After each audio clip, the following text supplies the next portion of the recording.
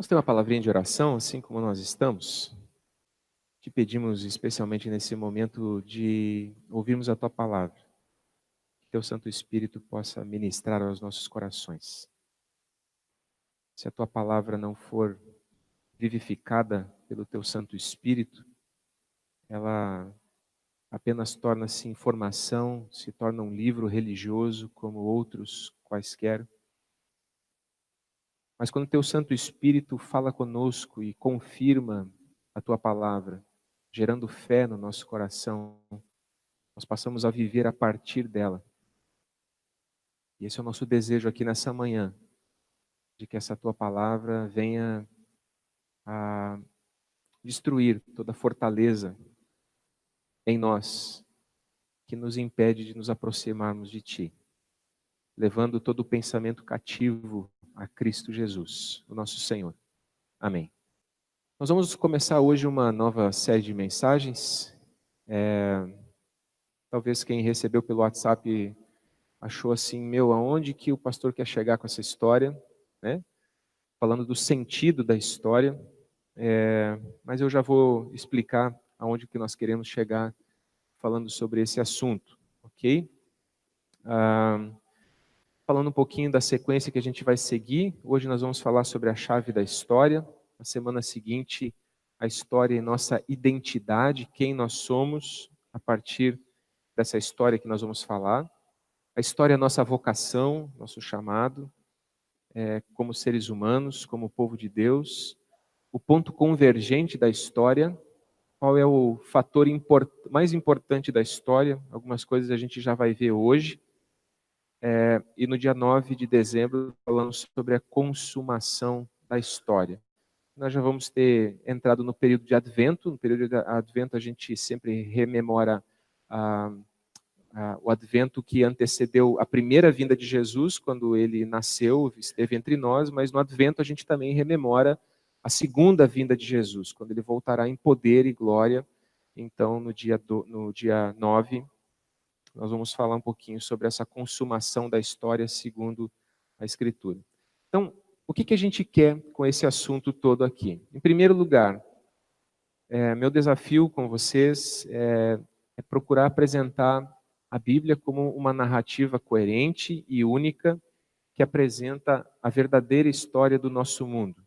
Ou seja, procurar falar de uma cosmovisão cristã.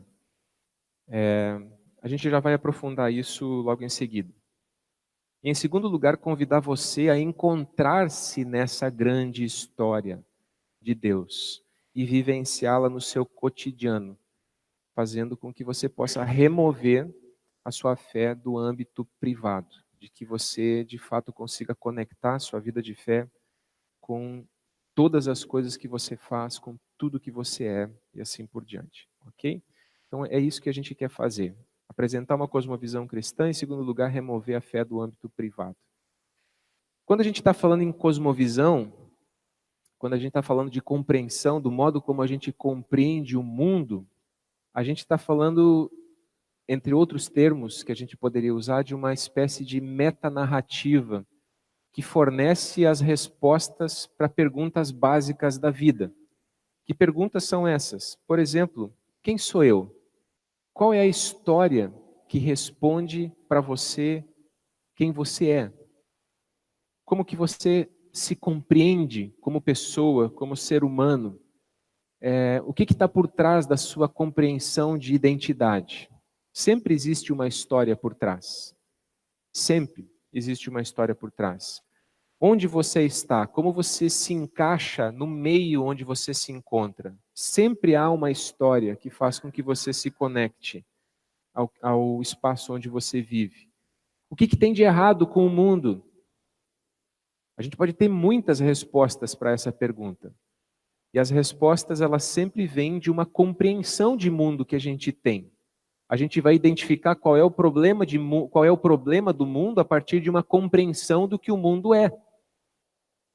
Da onde que vem a resposta para onde está o problema do nosso mundo? O nosso mundo, obviamente, tem problemas, né? Há muita injustiça, há muita desgraça, há muitas coisas que a gente gostaria de compreender melhor, há muito sofrimento, há muita dor, há muita angústia, Da onde vem isso tudo e como nós explicamos isso tudo? Dependendo da resposta que a gente dá, isso muda completamente o nosso jeito de viver. A outra pergunta, qual é a solução para o problema do mundo?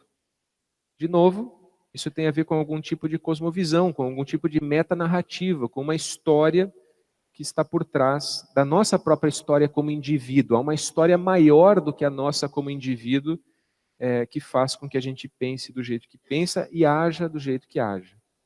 E a pergunta, o que é que eu tenho a ver com isso? Basicamente, essas perguntas, elas constituem uma metanarrativa, uma cosmovisão, ou essas perguntas estão construídas sobre essas coisas, ok? Então, toda cultura possui uma história básica, uma história fundacional, uma história que provê uma compreensão do todo do mundo e do nosso lugar nele, certo?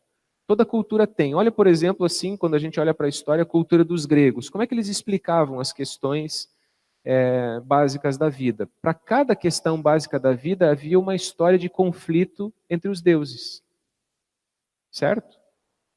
Toda a compreensão de mundo, toda a cosmovisão era baseada nessa realidade dos deuses. E até hoje, inclusive na psicologia, muitas dessas histórias de embates dos deuses são usadas para falar de aspectos psicológicos, porque esses embates refletiam aspectos da humanidade dos gregos.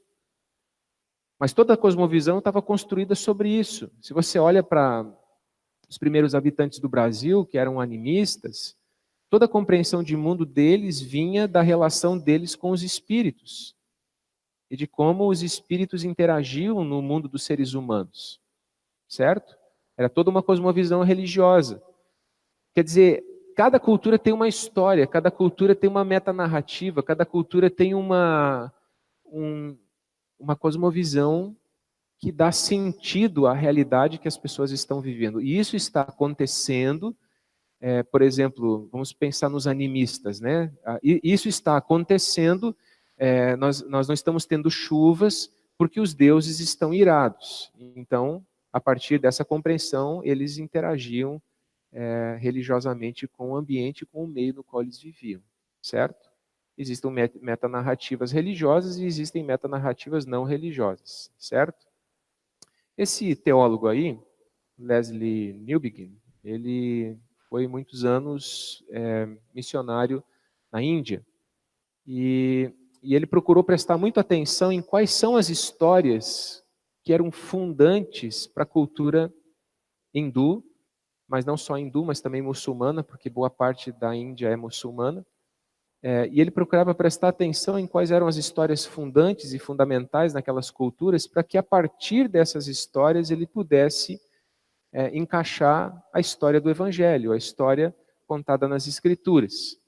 E quando ele retornou para a Inglaterra, onde é o país de origem dele, ele decidiu fazer o mesmo exercício. Ele saiu jovem da Inglaterra e foi para a Índia, e quando ele retornou, ele percebeu que o mundo para o qual ele voltou não era mais o mesmo. Que a sociedade inglesa havia percorrido um caminho grande de transformação no sentido de se tornar um espaço secularizado. As explicações que as pessoas davam para a vida não tinham mais a ver com a cultura religiosa anglicana, com a tradição reformada, da onde ele se origina, mas tinha a ver com outros elementos que tinham entrado dentro da cultura daquele país. E aí ele começa também a fazer a mesma pergunta que ele se fez na Índia, ele começa a aplicar essas perguntas para a sua cultura inglesa, se perguntando quais são as histórias, as metanarrativas que as pessoas estão fazendo para construir as suas vidas, para explicar o mundo, para tomar suas decisões. O que é que substituiu a concepção anterior e o que é que entrou na concepção atual da vida das pessoas, ok? Então, nesse processo ele disse que o modo de compreendermos a vida humana depende de que concepção nós temos da história humana. Qual é a história verdadeira da qual a minha vida faz parte? A nossa vida, isoladamente, ela não faz sentido.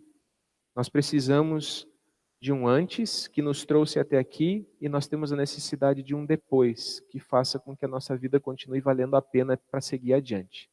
Se nós não temos isso, nós ficamos completamente perdidos.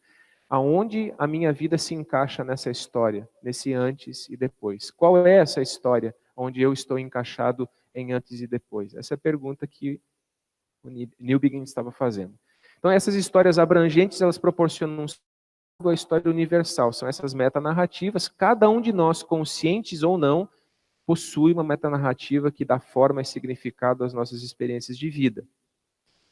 Nesse livro, que vai servir de base para essas reflexões que nós estamos fazendo, O Drama das Escrituras, do Gorin, que estava ontem aqui na comunidade de Campinas, e do Craig Bartolomeu, eles dizem ali que experiências individuais fazem sentido e adquirem significado somente se vistas no contexto ou na estrutura de uma história que acreditamos ser a verdadeira história do mundo. Cada episódio das histórias de nossa vida encontra seu lugar ali. Que história é essa? Então existem grandes histórias, a religiosa pagã e seus deuses, a animista, a judaico-cristã, a humanista iluminista, a existencialista, que também é humanista, a humanista ideológica, com sentido mais político, e muitas outras. A questão fundamental para nós aqui é que essas histórias, elas funcionam, antes de entrar no texto bíblico, a gente precisa perceber isso, de que essas histórias funcionam como fundamentos na nossa vida, certo? Como base daquilo que nós pensamos e do modo como nós nos movemos no mundo, no modo como nós agimos. Elas são normativas. Elas têm esse poder intrínseco de se tornar norma para nós. Então elas definem pontos de partida, modos de ver o que é verdade, certo? Elas se ancoram na essência da nossa vida. E o grande problema, nesse caso, é que nenhuma casa tem dois fundamentos. Nenhuma casa é construída sobre dois fundamentos. Ela só tem um fundamento. Foi mais ou menos isso que Jesus quis dizer quando ele, na conversa do Sermão da Montanha, olhou para os seus ouvintes e disse: vocês não podem servir a Deus e ao dinheiro. Porque o dinheiro é uma potestade, ele não é uma pessoa, mas ele adquire feições pessoais, ele se transforma num Deus a quem as pessoas servem, e ele estabelece uma nova narrativa, uma nova história do que é bom, do que é certo, do que é correto. Porque ele é um desses fundamentos. Certo? E por isso Jesus disse assim, não dá para construir uma casa sobre dois fundamentos diferentes. Vocês não podem servir a Deus e ao dinheiro. E ampliando esse conceito, é sobre isso que a gente vai falar aqui nessa manhã. Então, se nós somos cristãos, a nossa cosmovisão está basicamente construída sobre a Escritura. Correto? É daqui que nós partimos. É da Escritura. Logo, a compreensão da unidade das Escrituras, de a gente entender que a Escritura não é um monte de histórias isoladas, uma coletânea de documentos religiosos que não têm profunda relação entre si, que foram ajustados ou que passaram por um longo processo de sei lá o quê, isso gera isso que tem aqui. Uma Bíblia fragmentada pode, na verdade, gerar adoradores de ídolos, teologicamente ortodoxos, moralmente íntegros e fervorosamente piedosos. Então, basicamente, a gente quer olhar para esta narrativa. Nós vamos olhar para esta narrativa e entender o que ela quer nos afirmar, basicamente, né? Nós não vamos nos aprofundar, assim, nem temos esse tempo aqui, mas o que essa narrativa fundante, o que essa grande narrativa, que são as nossas escrituras, elas nos dizem acerca do modo como a gente vive, de quem nós somos, para onde nós estamos indo, qual é o destino da humanidade, qual é o problema da humanidade, qual é a solução para a humanidade. A partir dessas coisas, desses conceitos, é que a gente se move como pessoas, na realidade em que a gente vive. E a gente vai se questionar o tempo todo se a gente está se movendo a partir da narrativa das Escrituras e daquilo que ela apresenta para nós como cosmovisão, como forma de viver, ou se na verdade nós fragmentamos as Escrituras e a gente colocou no lugar dela outros fundamentos. E a partir deles nós vivemos. Eu quero começar hoje, então, pela leitura de Apocalipse capítulo 5, meditando com vocês nessa temática que eu chamei assim, a chave da história.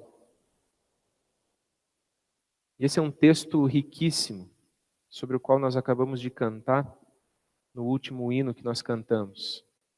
Em Apocalipse capítulo 5, o apóstolo João então escreveu, inspirado pelo Espírito Santo, na sua visão, ele diz assim: então vi na mão direita daquele que está sentado no trono, um livro em forma de rolo, escrito de ambos os lados e selado com 7 selos.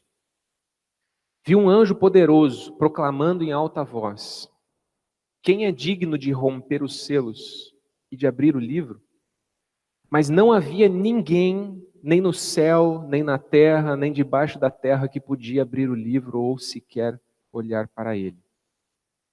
Eu chorava muito, porque não se encontrou ninguém que fosse digno de abrir o livro e de olhar para ele. Então um dos anciãos me disse: não chore. Eis que o leão da tribo de Judá, a raiz de Davi, venceu para abrir o livro e os seus 7 selos. Então vi um cordeiro que parecia ter estado morto, de pé, no centro do trono, cercado pelos 4 seres viventes e pelos anciãos. Ele tinha 7 chifres e 7 olhos, que são os 7 Espíritos de Deus enviados a toda a terra. Ele se aproximou e recebeu o livro da mão direita daquele que estava assentado no trono. Ao recebê-lo, os 4 seres viventes e os 24 anciãos prostraram-se diante do cordeiro. Cada um deles tinha uma harpa e taças de ouro cheias de incenso, que são as orações dos santos. E eles cantavam um cântico novo. Tu és digno de receber o livro e de abrir os seus selos, pois foste morto e com teu sangue compraste para Deus homens de toda tribo, língua, povo e nação. Tu os constituíste reino e sacerdotes para o nosso Deus, e eles reinarão sobre a terra. Então olhei e ouvi a voz de muitos anjos, milhares de milhares e milhões de milhões. Eles rodeavam o trono, bem como os seres viventes e os anciãos, e cantavam em alta voz: digno é o cordeiro que foi morto de receber poder, riqueza, sabedoria, força, honra, glória e louvor. Depois ouvi todas as criaturas existentes no céu, na terra, debaixo da terra e no mar, e tudo que neles há, que diziam: aquele que está sentado no trono e ao Cordeiro sejam o louvor, a honra, a glória e o poder para todo sempre. Para todo sempre. Quando fala todo sempre, a gente quer falar amém no final, né? Para todo sempre. Os 4 seres viventes disseram amém. O amém estava lá, só que não, né? Não aqui no texto. Os 4 seres viventes disseram amém, e os anciãos prostraram-se e o adoraram. Rapidamente, o livro de Apocalipse sempre é aquela coisa enigmática. Mexer no Apocalipse, algumas pessoas têm dificuldade com isso e assim por diante. Mas ele está num contexto muito legal, muito específico do final do primeiro século, início do segundo. Os cristãos do final do primeiro século tinham algumas perguntas perturbadoras. Eles confessavam que Jesus é o Senhor ressurreto, assentado à direita do Pai, acima de todo poder. Contudo, na vida, entre aspas, real, eles eram perseguidos, eles eram humilhados, em alguns casos eles eram mortos. Naturalmente, surgia no coração de muitos deles a pergunta: Jesus é realmente o Senhor? Ou ele não se importa com a gente? Certo? Eram perguntas que perturbavam as pessoas, porque eles confessavam a Jesus como o Quírios, acima de César, mas quando o César, o Quírios humano, ordenava a matança acontecia. Ok? E mesmo em tempos de paz, eles sofriam muitos tipos de segregação, humilhação, perseguição. Então a pergunta é: Jesus é o Senhor? Ele realmente ressuscitou, está à direita de Deus ou não é? Ou ele não se importa com a gente? Qual é o problema? E diante dessa pergunta é que surge esse livro tão singular e tão importante que é o livro de Apocalipse, a revelação que foi dada a João. Apocalipse significa revelação, né? Ok? É dentro desse contexto. Portanto, o livro de Apocalipse é basicamente um livro de consolo, um livro de esperança, um livro de confiança aos fracos e insignificantes cristãos de que a história não estava debaixo do signo do acaso. Eles não estavam numa loteria cósmica. Eles não estavam numa roleta russa do universo. Alguém tinha a história nas mãos. Eles não estavam abandonados, eles não estavam esquecidos. Ok? É nesse contexto que o livro de Apocalipse se insere, trazendo esperança, trazendo consolo, trazendo confiança para os cristãos. No capítulo 4, João é informado de que saberá o que vai acontecer. Depois dessas coisas, olhei, diante de mim estava uma porta aberta no céu. Essa é a primeira visão, aliás, a primeira visão no capítulo 1, em que ele tem uma visão de Jesus ressuscitado. É uma visão cheia de metáforas, cabelos brancos, olhos de fogo, uma espada que sai da sua boca de 2 gumes, representando a palavra. Logicamente não é uma visão literal, né? Imagine alguém com uma espada dentro da boca saindo, né? Não, é uma visão metafórica. Cada uma das coisas que aparece ali representa alguma coisa e cada um desses elementos é trazido para dentro das 7 igrejas do Apocalipse que são narradas logo em seguida nas cartas. Mas nessa segunda visão ele vê uma porta aberta no céu e uma voz que diz: vem cá, suba aqui, vem aqui que eu quero te mostrar alguma coisa. Suba para cá e lhe mostrarei o que deve acontecer depois dessas coisas. E aí ele tem uma visão do trono de Deus. E há uma descrição do trono de Deus, desses 24 anciãos que sentavam em outros 24 tronos, desses 4 seres viventes que são descritos também no capítulo 5, e há louvor a esse que se assenta no trono. Aí começa o capítulo 5. E o capítulo 5 começa falando de que isso que vai ser mostrado para João está na mão de Deus, mas está selado. Ou invertendo, como a frase aqui aparece, a história está selada, mas ela está na mão de Deus. Está na mão daquele que se assenta no trono. E aí a narrativa é muito interessante. Diz que na mão direita, eu estou com a mão esquerda aqui, na mão direita daquele que está sentado no trono, um livro em forma de rolo, escrito de ambos os lados e selados com 7 selos. Ele deveria se parecer com alguma coisa como isso aqui. Os selos era uma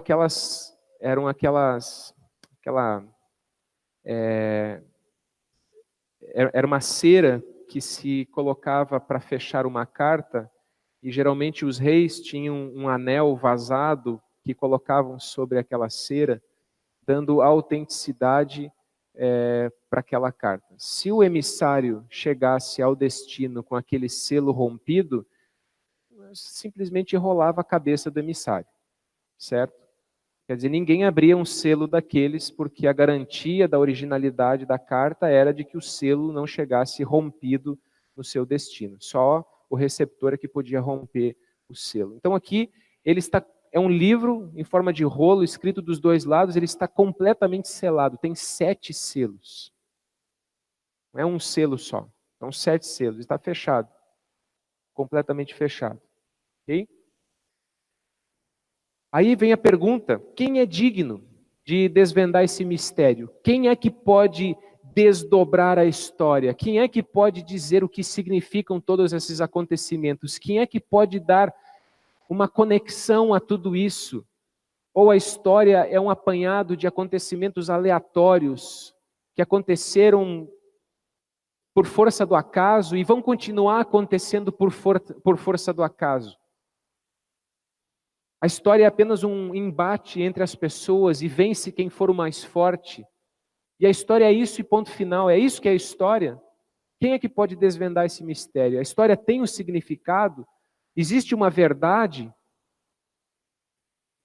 Ou acontece como aconteceu quando Jesus disse para Pilatos de que ele veio testemunhar acerca da verdade e Pilatos deu de ombros dizendo assim, verdade? O que é verdade?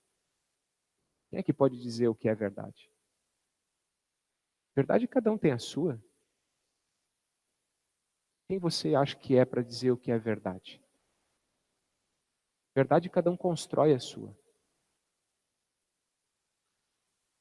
Esse era um dos grandes problemas, por exemplo, que já Platão apontava na democracia grega, porque a pergunta era, numa democracia com tantas verdades diferentes, qual delas vai vencer? Esse é um dos problemas da democracia, especialmente quando não existe alguma coisa por trás dela que dê coesão a uma sociedade. Não estou defendendo a falta de democracia, vocês entenderam o meu argumento, né? Por favor, misericórdia. Né? Deus me livre. Mas quem é digno de desvendar então esse mistério? Nenhum dos seres celestiais que apareceram na visão do trono, do capítulo 4, os 24 anciãos, os 4 seres viventes, o anjo poderoso que falou com João, nenhum deles é digno de abrir o livro, nem de olhar para ele. Isso é um mistério, inclusive, para os seres celestiais. Quando não há perspectiva de um final feliz, não existe razão para continuar. Tem gente que detesta filme de ficção. Eu gosto de filme de ficção. Mas não é pela ficção em si, não é para ver bomba estourando e ver monstros e qualquer coisa desse tipo. É porque os filmes de ficção, eles costumam tentar lidar com uma realidade uma suposição de realidade. Então, nesses filmes, às vezes, apocalípticos, em que você tem uma realidade que é como se a gente voltasse à estaca zero, você não tem mais governo, você não tem mais perspectiva. É muito comum, por exemplo, nos filmes de ficção, você encontrar gente que se pergunta assim, vale a pena seguir adiante? Se nós não temos futuro, se nós estamos destinados à destruição, então vale a pena seguir adiante? E a gente não consegue viver se a gente não acreditar que existe uma razão para a gente seguir para frente. Nenhum de nós consegue. E por isso, quando João vê aquele livro selado, diz o texto que ele chorava muito. Chorava muito porque o livro está fechado e ninguém pode abrir o livro. E nem sequer olhar para ele.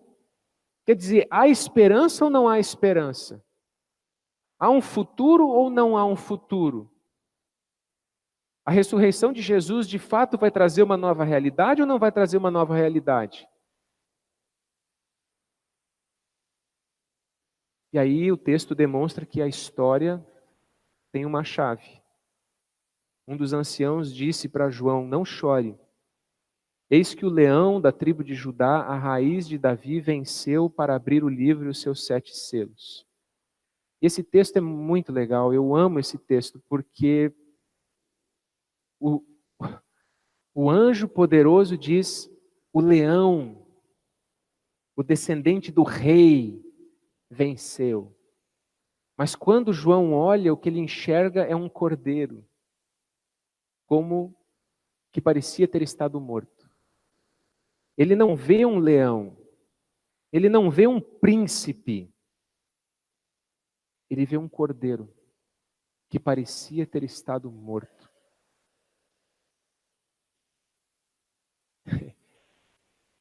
E a chave da história, ela não está num grande guerreiro, num grande rei. Ela não está no poder. A chave da história está na fraqueza de Deus.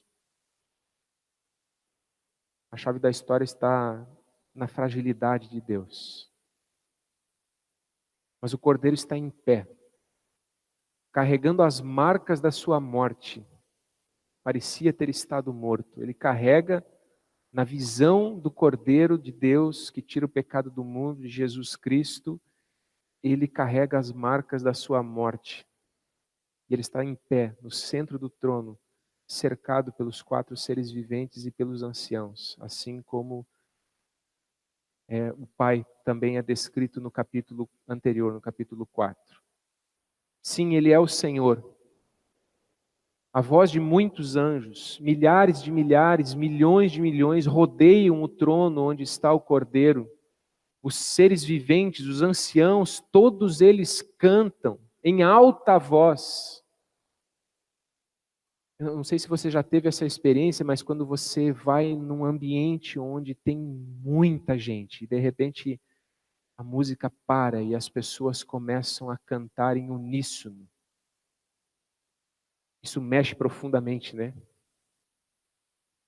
Imaginem milhões de milhões, diz o texto aqui, de anjos cantando em alta voz. Digno é o Cordeiro que foi morto de receber poder, riqueza, sabedoria, força, honra, glória e louvor. Sim, Ele é o Senhor. Ele é o Senhor nos céus. Todos os seres celestiais se prostram a Ele, inclusive aqueles que rodeiam o trono de Deus, esses 24 anciãos, que não adianta a gente ficar tentando adivinhar o que é, porque a Bíblia apenas fala deles, mas não explica nada acerca deles. Mas esses seres celestiais, em um dado momento, o texto diz que eles tiram as suas coroas e lançam as suas coroas aos pés do Cordeiro, nos textos subsequentes. Esse é o Cordeiro, ele é sim o Senhor. E ele se importa sim, e esse texto indica isso de maneira claramente.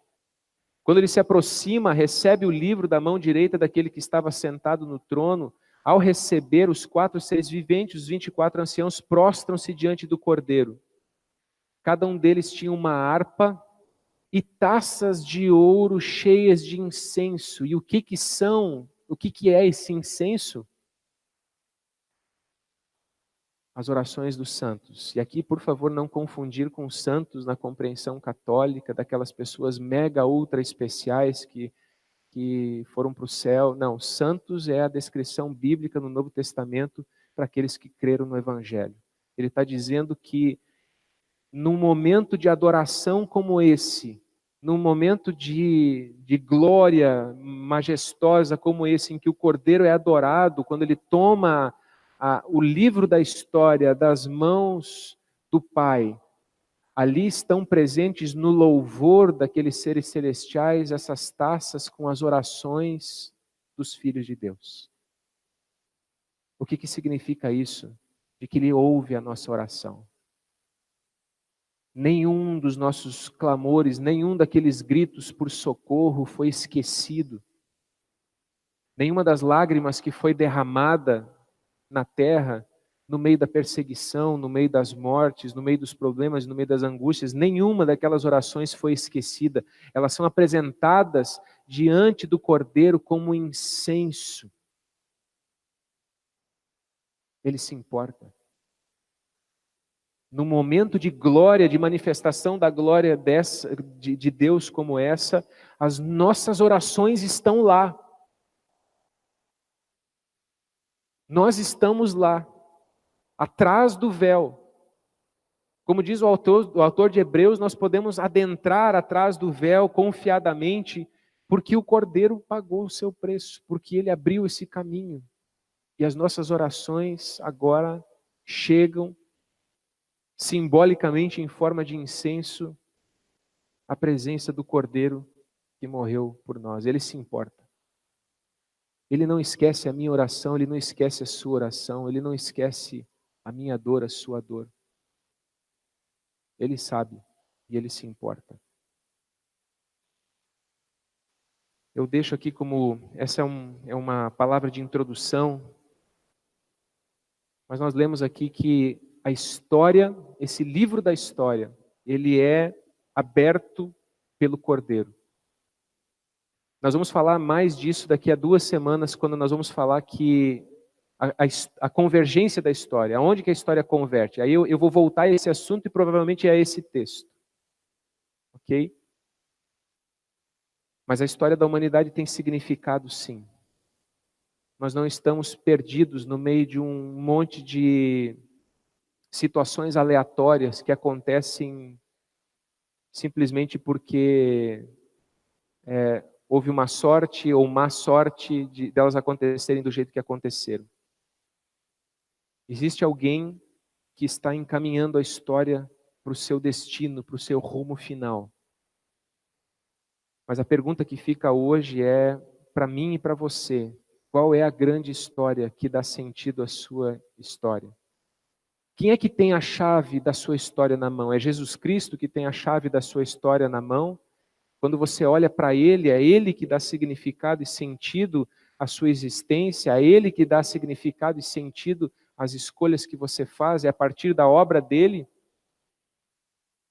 Ou você elegeu outras pessoas com outras chaves que respondem para você quem você é, qual é o seu propósito na vida, o que há de errado com o mundo e qual é a solução para o mundo? Essa é a pergunta que a gente faz aqui nessa manhã.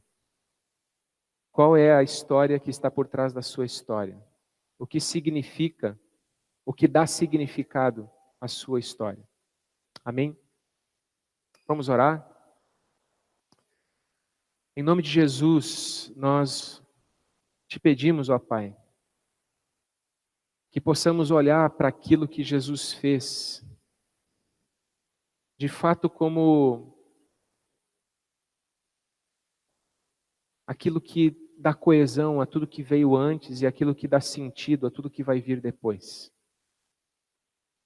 Aquilo que gera em nós esperança, aquilo que gera em nós confiança, aquilo que nos livra do desespero de viver, aquilo que nos livra de desejar a morte, aquilo que nos faz querer a vida e desejar a vida, aquilo que nos livra das ilusões. Ajuda-nos por meio da Tua palavra a olhar para a Tua história, não apenas como uma história que aconteceu isolada num canto do mundo, mas a olhar para isso como a própria história da humanidade e a nos enxergarmos dentro dessa história. Sabemos qual é o nosso papel dentro dessa história. Saber qual é o nosso chamado e a nossa vocação dentro dessa história de Deus com o mundo e com os seres humanos. Ajuda-nos, ó Deus. Nós oramos em nome de Jesus. Amém.